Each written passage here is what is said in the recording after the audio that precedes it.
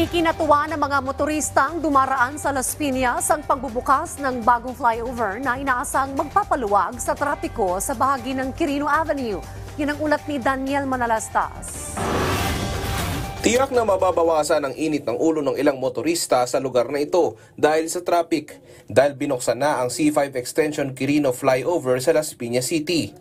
May habang 390 meters ang flyover na tiyak na sasagot sa imbudo ng mga sasakyan sa intersection na ito.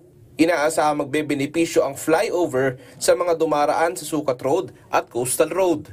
Lalo na po yung mga malalaking trailerized na dumadaan sa ilalim, hindi na po siya magkakaroon ng congestion dito sa Quirino.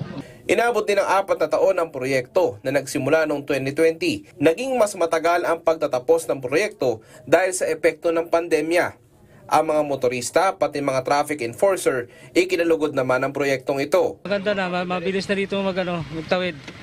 Kung noon ka dire-diretso na. Kung galing papuntang coastal, mas mapapabilis po. Hindi na po idadaan sa ilalim. Dumalo naman sa inaugurasyon ang mga Villar. Panahon pa ni Senator Mark Villar bilang DPWH Secretary, nagsimula ang proyekto. Para may alternative road sa Quirino kasi Quirino ang traffic. Daniel Manalastas para sa Pambansang TV sa Bagong Pilipinas.